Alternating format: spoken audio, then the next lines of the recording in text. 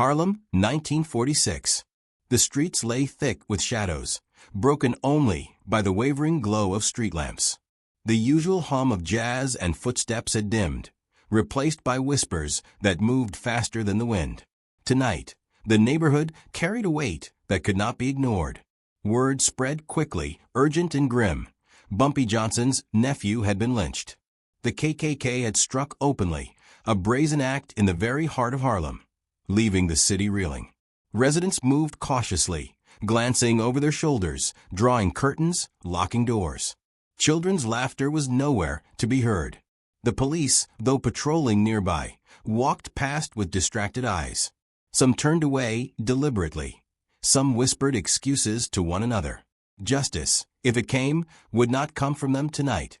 Bumpy received the news quietly, standing beneath a dim street lamp, his shadow stretching long across the cracked pavement. His eyes were cold, unreadable, scanning the streets and the faces pressed behind closed windows. This was more than a personal loss. It was a challenge, a strike at his authority, at the fragile order he had built in Harlem. The air itself seemed to hold its breath. The city waited, tense, knowing something was about to shift. No words left Bumpy's lips, only the calculated stillness of a man absorbing the depth of what had been done. Every heartbeat echoed against the brick and asphalt. Every distant footstep was a reminder that the world was watching, even if it pretended not to see. Harlem was on edge, and Bumpy Johnson, calm, controlled, dangerous, stood at the center of it, a quiet storm waiting to move. Bumpy Johnson was not born into legend. He was forged in it. From the crowded streets of Harlem, he learned early that survival required more than brute strength. As a child, he navigated alleys and tenements, observing the delicate hierarchies of respect, fear, and loyalty. He saw men who demanded attention with fists and guns and watched them fall to those who understood silence, timing, and the subtle power of reputation.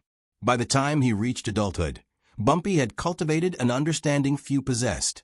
Power was quiet, unyielding, and unmistakable to those who recognized it. His early life was marked by hardship.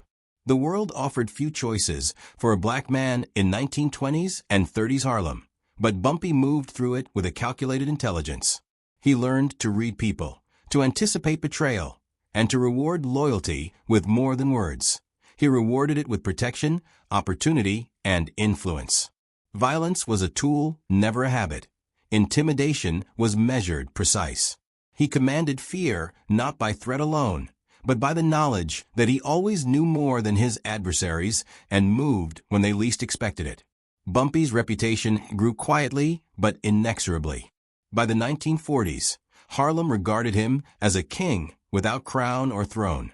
Local shopkeepers, street hustlers, and neighborhood elders understood the unspoken rule. No one crossed Bumpy Johnson without consequence, but the consequences were never rash, never chaotic. He moved like a shadow across the city, negotiating, observing, and asserting authority with gestures, glances, and small, decisive actions that left entire neighborhoods aligned with his vision. He lived by a simple, unshakable code: intelligence over impulse, loyalty over chaos, patience over pride. A man's word mattered, and those who betrayed it discovered that justice could be administered without noise, yet leave a wound deep enough to resonate for years. Bumpy's power was strategic, psychological, and absolute, not measured by the number of men at his side, but by the unspoken fear and respect in those who dared observe him from a distance. The death of his nephew was not merely a personal tragedy. It was an affront to that code. In one violent public act, the KKK had challenged his authority, exposed vulnerability, and tested the loyalty of those around him. For a man like Bumpy, such a challenge could not be ignored. It demanded more than grief. It demanded a response, deliberate and calculated. The loss reminded him and Harlem that power was a living thing, fragile when underestimated, and that even the quietest king could not allow disrespect to pass unchecked. Bumpy's presence in Harlem was now inseparable from its pulse. Streets bent to his will without proclamation. Conversations shifted when he entered a room. He was a man whose legend preceded him, a figure who could command fear with a glance, but reward loyalty with safety and opportunity. And yet, beneath that calm, a simmering awareness persisted. The city had been challenged, the code tested, and the moment of reckoning had arrived. In Harlem, people spoke of kings and whispers, but Bumpy Johnson's name carried a certainty that no whisper could contain. He was not a man of anger, but a man of inevitability, and the neighborhood understood that any strike against his family was a strike against the order he embodied. The stage was set. The city waited, silent, as the king prepared to respond. The week after the lynching stretched across Harlem like a shadow that refused to lift.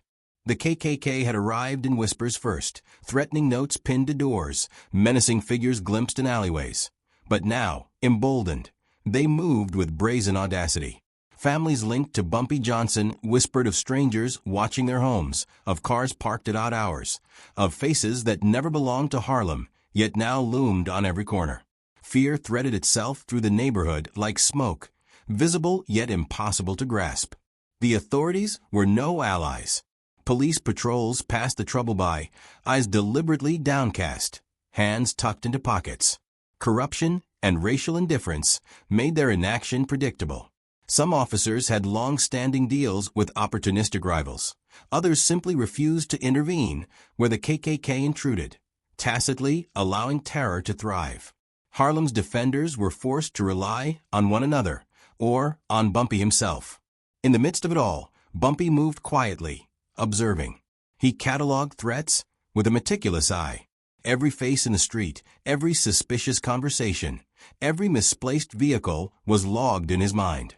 The community had become a chessboard, each person a piece whose allegiance or treachery had to be understood. Minor antagonists revealed themselves in subtle ways. A local cop who tipped off a clan about patrol schedules, a rival hustler testing loyalties, an informant leaking whispers to outsiders. Each movement mattered. Nothing went unnoticed. The tension escalated in measured increments. Shops closed earlier. Children were ushered indoors before sunset, and even casual conversations carried a weight.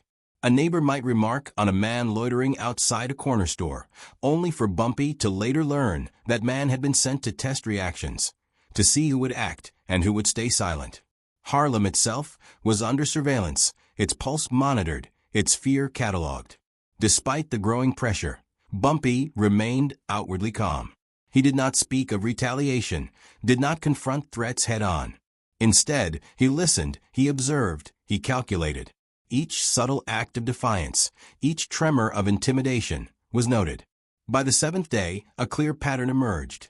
The KKK was not random, nor were the corrupt elements of law enforcement acting in isolation. They had formed a network of coercion, targeting anyone connected to him or to Harlem's order. The city felt smaller, suffocating under the invisible hands of fear and betrayal.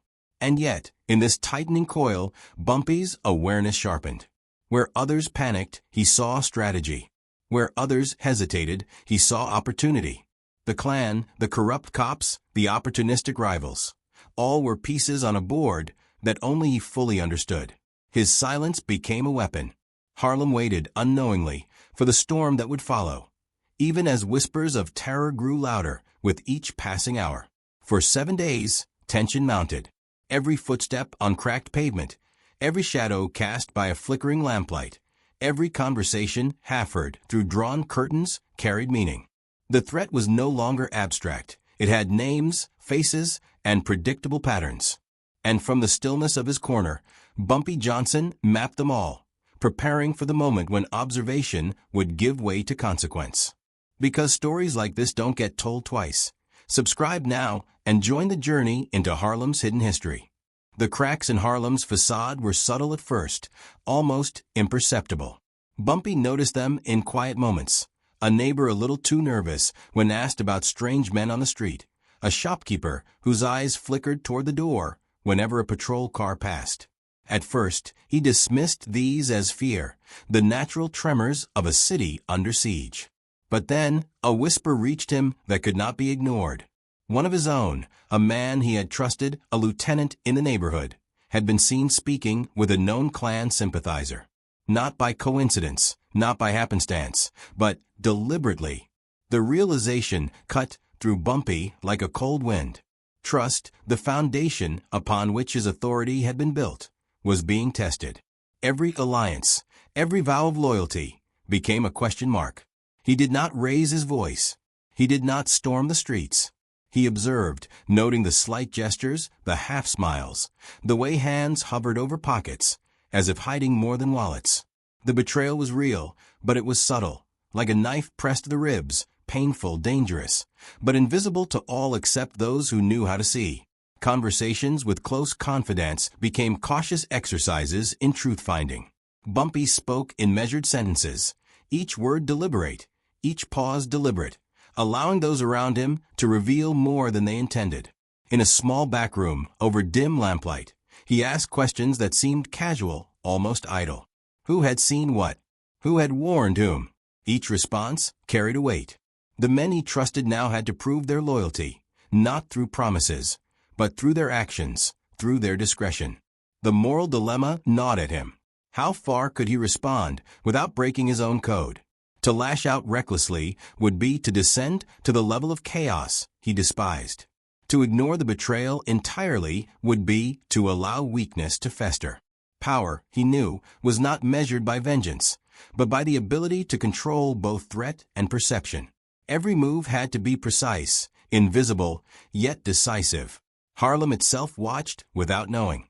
Residents sensed that something had shifted, that the balance Bumpy had maintained was now under threat. Conversation slowed. Eyes darted toward corners where shadows lingered longer than they should. The clan, emboldened by the apparent cracks in his network, moved with cautious confidence. The city seemed to teeter on the edge of panic, yet remained outwardly calm. Only Bumpy understood the real danger. It was not the physical threat outside, but the erosion of loyalty within. Psychologically, the stakes were staggering. If one ally could betray him, others might follow. If the neighborhood sensed weakness, respect could crumble. And yet, he had to act in a way that preserved the rules he lived by. Intelligence over rage, patience over pride, strategy over impulse. Every reaction had to teach a lesson, to restore order, without allowing chaos to take root. The tension reached its apex one night when the informant returned to the same alley where he had first been seen talking to the clan sympathizer. Bumpy's presence was deliberate, unannounced, silent. He did not confront the man directly, but left evidence of observation, a shadow where none should have been, a silent reminder that nothing escaped notice. The message was clear. Betrayal carried consequences, but those consequences were his to control. By the end of the seventh day, the path forward crystallized. He would respond, not with noise, not with rage, but with a carefully orchestrated series of measures that would reassert authority, punish the traitor, and restore the code without undermining it. Harlem's confidence, his reputation, and the loyalty of his closest men depended upon it. The betrayal had tested him, stretched the limits of patience and morality, but it had also confirmed what he already knew. Power required calm decisiveness, and the measure of a king was how he responded when the rules of loyalty were violated. Bumpy stood once more beneath the lamplight, the city breathing around him, unaware of the calculations unfolding in silence. He would act, but the storm he unleashed would be quiet, invisible to those untrained to see it, yet unmistakable in its effect. The neighborhood, the clan, and the traitor alike would understand in time that authority had not faltered, that power had not weakened, and that the code remained intact. Harlem waited, tense, and Bumpy Johnson, calm and unshakable, made his choice. Bumpy Johnson did not move with haste. The neighborhood's whispers, the shifting shadows, the eyes that lingered a moment too long, all were threads in a tapestry only he could read. He spent hours observing, cataloging, calculating. Every KKK sympathizer, every opportunistic rival, every hesitant ally became a point on an invisible map of power. He did not confront them openly. There was no need. Authority, he understood, was more potent when unseen. The first steps were subtle.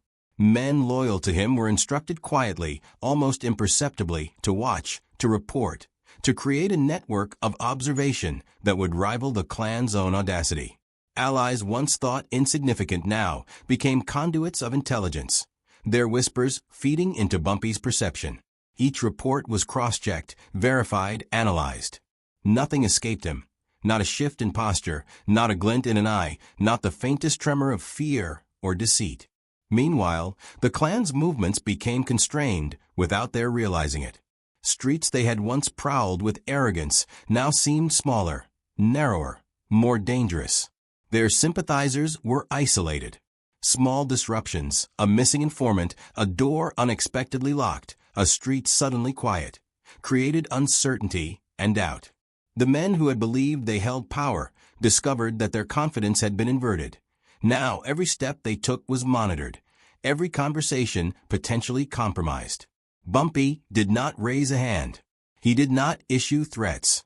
Instead, his influence radiated outward in controlled, deliberate actions. A lantern extinguished at a precise hour. A quiet figure positioned on a stoop, appearing by coincidence. A shopkeeper given a subtle instruction that altered who could pass through the street. To the untrained eye, nothing had changed. To those being watched, the sense of inevitability was suffocating. Every small move reinforced one truth. Bumpy Johnson saw everything, understood everything, and acted only when the timing was flawless. The psychological effect was immediate. The clan sympathizers, once confident, became jittery, uncertain. Informants who had assumed safety reconsidered their allegiances. Rival figures, sensing the shift, hesitated to act. Harlem itself seemed to bend beneath the weight of an invisible hand. And yet, to the community at large, life continued as normal. Children still played in the late afternoon.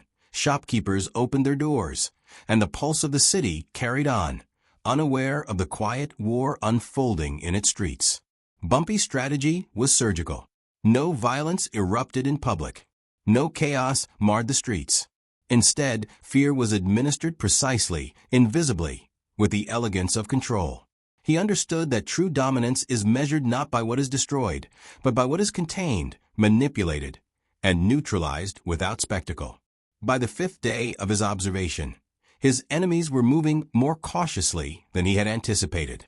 The clan sympathizers, already unnerved, began questioning their own safety. Allies who wavered were quietly reminded of loyalty's value.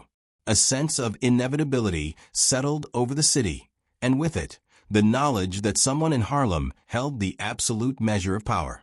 Even as his plan unfolded, Bumpy allowed no hint of triumph. His satisfaction was private, measured.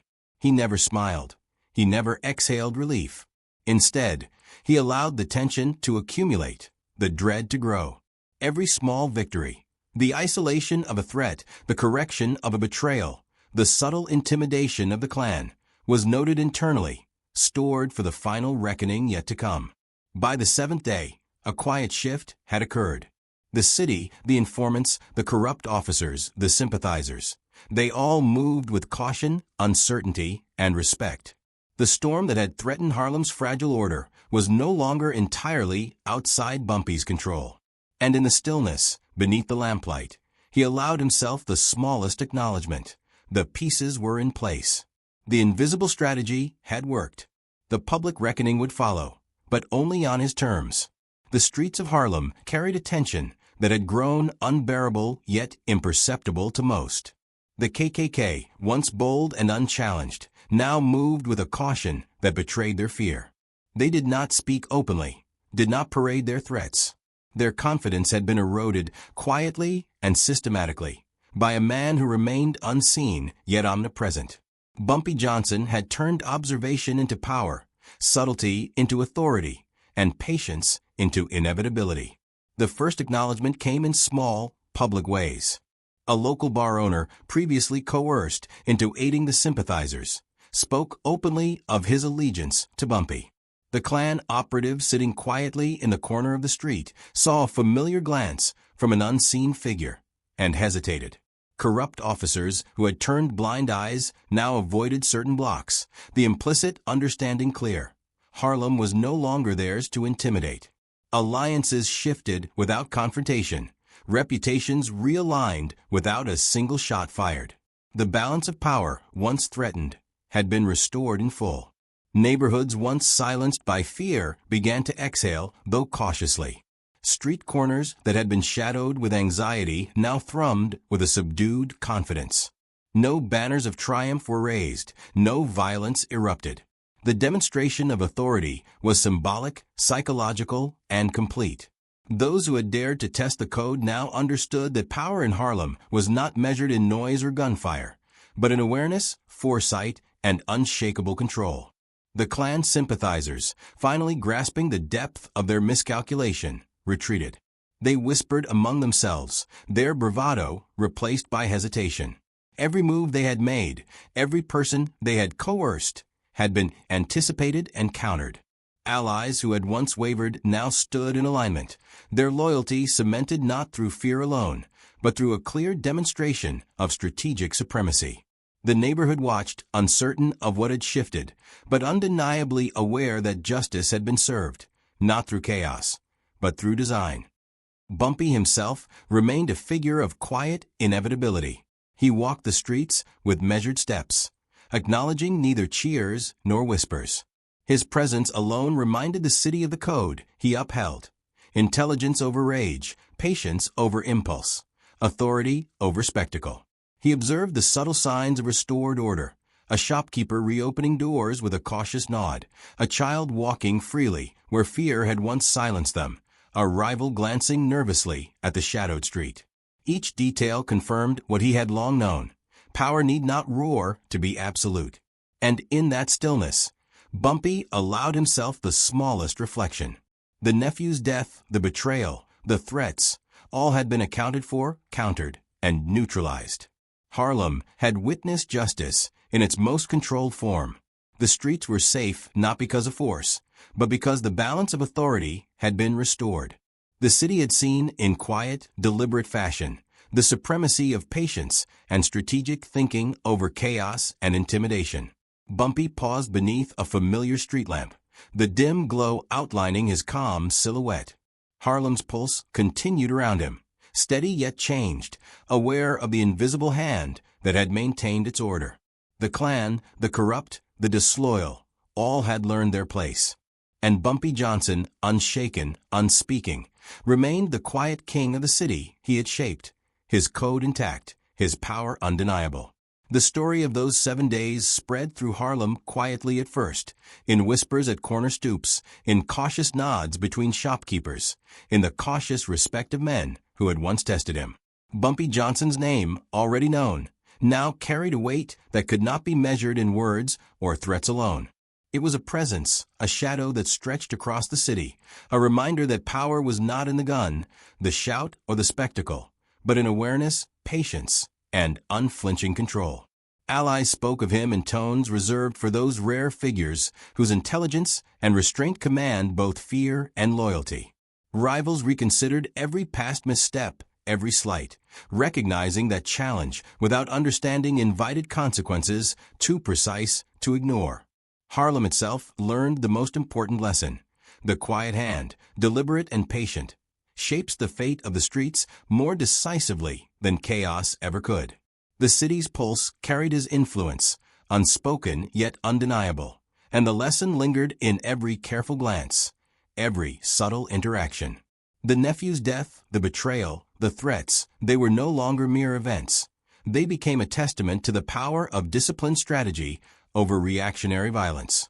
Bumpy had shown, in 7 silent days, that authority is maintained not through intimidation alone, but through knowledge, foresight, and the ability to act when timing is perfect. Respect, once earned, could never be easily stripped away, and those who observed, even peripherally, understood that the king of Harlem operated on a plane beyond ordinary measure. In the years that followed, his legend did not diminish. Stories circulated in quiet confidence, shaping perceptions and behaviors long after the streets had returned to their rhythm. The lesson was simple but profound: power, when measured and unseen, commands obedience in a way spectacle never can. And in the echoes of Harlem, from tenement to corner store, from stoop to street, one truth remained: in Harlem and in history, the quiet hand often shapes the loudest future.